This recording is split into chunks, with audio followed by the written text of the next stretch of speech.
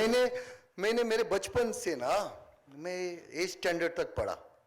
तकलीफें देखा क्या होता है, तकलीफ, बुक कैसे खरीदे जाते हैं, कैसा आगे चलना पड़ता है, क्या होता है क्या नहीं। ये जितने भी मेरे मीडिया वाले हैं ना, इनको पूछो, इनसे मेरा बहुत प्यार चलते रहता है, बातचीत। इनको भी बोलता हूँ, कभी कभी आप लोग ना वो गरीब के भी घर पे जाके देखो, क्योंकि आप ये दुनिया की आंखें है।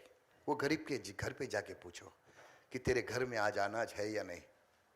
वो किसी फिल्म स्टार को छींक आने के बाद आप जाके पूछते हैं ना, मैडम को सर्दी हो गया, मैडम पटक कर से ना जा सकता है बड़ा बड़ा डॉक्टर के पास, वो गरीब नहीं जा सकता है। उनके घर में चूल्हा भी नहीं जलता है। तो क्यों नहीं जल रहा है? जिनको हम नेताओं को जिता के देते हैं ना, वो नेता बस वो टाइम आता है 5 साल तक मुंह नहीं दिखाता है। वो नेता को पूछना, साले को, ऐसा है। तो थोड़ा कड़वा बोलता है मगर सच बोलता है। वो हर इंसान का ना वो आवाज है जो मैं बोलता है। फर्क इतना है कि मैं बिंदास बोलता है, आप बोलने से डरता है। नहीं डरने का, किसी से बाप से नहीं डरने का। आज का दिन है ना अपना, ये बोनस लाइफ है, कल का भरोसा नहीं है क्या नहीं। तो जियो तो शेर के जैसा जियो ना, कुत्ता बिल्ली का जैसा जिंदगी नहीं जीने का, बिंदास बोलने का। जाना लोग, बहुत ऐसे लोग होते हैं कि जो वो आपको जज करते हैं। या बहुत सारे ऐसे अपने हिंदुस्तान में भी अभी ऐसे बहुत ऐसे आएंगे, जज करेंगे, उंगलियां उठाएंगे। आप ये नहीं देखेंगे कि ये चैनल कुछ अच्छा मैसेज दे रहा है, लोगों तक पहुंचा रहा है, ये नहीं सोचेंगे। कुछ ना कुछ उंगली करने का मालूम रहता है इनको, कुछ काम धंधा नहीं रहता है। ये घर पे बैठ के पेपर पढ़ता है, हाथ में एक बर्गर लेता है, पेप्सी लेता है, और फिर वो दूसरों को जज करता है।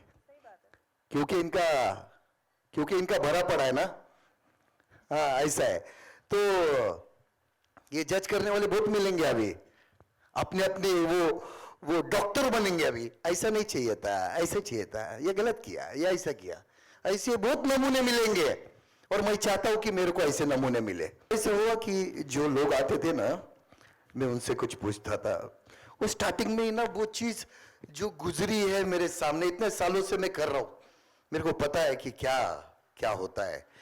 तो पहले इन लोग ना मेरे को इधर कान में चालू रहता था, भाऊ नहीं करना कुछ, भाऊ गाली नहीं देना, भाऊ इसको मारना नहीं है भाऊ। क्योंकि वो सिचुएशन ऐसी होती है ना, सिचुएशन ऐसी होती है कि साला रोंगटा खड़ा होता है। वो सामने वाला बताता है तो कि मेरे पति ने ऐसा किया, मेरे बच्चे ने ऐसा किया। तो वो सिचुएशन, ये लोग तो क्या नीचे बैठ के, मगर उधर जब मैं उनके साथ फिर आंखें नहीं मिला पाता है ना, वो मुझे अपना एक दुख सुना रहा है, अपना दर्द सुना रहा है। अगर मैं वो देख के भी अनजान बनूं ना, तो फिर वो बहुत लोग हैं आपके सामने, आपको बहुत बोलेंगे, अरे वेरी बहुत बुरा हो गया यार, बहुत बुरा किया, बहुत बुरा हो गया। और फिर वही ना बाहर जाके वो दुख का मजाक उड़ाएंगे।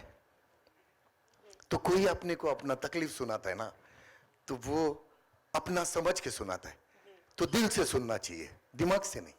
ऐसे हमें बहुत खुशी है कि आप इस शो को होस्ट करें, और हमें बहुत बहुत आनंद है कि अतरंगी ऐप पर ये पूरा जो कॉन्सेप्ट है वो लेकर आए हैं। मैं एक और सवाल पूछना चाहूँगी भाऊ आपसे कि ऐसी कोई घटना हुई या ऐसी कोई कहानी थी जिससे सुनकर आप हैरान हो गए, या फिर कोई घटना अगर सुनाना चाहे तो। 2 कहानी थी इसमें। एक कहानी थी जो पहाड़ी जो गांव होते हैं ना, वहां के रहने वाली एक लेडी थी, जिसका वो पहाड़ों में जब काम करते ना, साइकिल से जाना, लकड़ी तोड़ के लाना, खेतों में काम करना, भागना, ये सब, जिसमें वो वजनिटी जो होती है वो चली जाती है उसके काम करने से। तो जब उसकी शादी हो गई तो फिर उसके पति ने वो रात को गलत समझा उसको, और वो दिन से लेके उसका बेटा कुछ 18-19 साल का है, तब तक वो बेटे को भी यही सिखाया कि तेरी माँ गलत है, उसका इधर उधर है। वो उसको समाज नहीं समझ पा रहा था, नहीं समझ पा रहा था। वो बस उसके ऊपर उंगली बता रहे थे कि ये गलत है। तो वो चीज ना बहुत ये लगी। जैसे कि आज देखो, आज की जो जनरेशन है जो टेनिस और ये सब खेलती है, जिसमें लेडीज होती है, जिसमें ये होता है तो उसको समझो। मगर वो लेडी जो गांव की है उसको कौन समझेगा? तो उसके ऊपर वो उंगली दिखाना चालू हो गया था। तब मैंने वो दोनों को, बाप को और उसके बेटे को, मेरे तरीके से बहुत अच्छा समझाया। फिर वो समझ गया कि नहीं, वो बच्चा पढ़ा लिखा कॉलेज में, मगर उसके दिमाग में जो गंदगी एक बार भरी जाती है ना किसी के, तो वो 4 किताबें भी नहीं समझ सकती है। फिर ऐसा है। तो फिर मैंने उसको तरीके से समझाया, समझ में आया। और दूसरा एक था कि एक रिक्शा वाला आया था,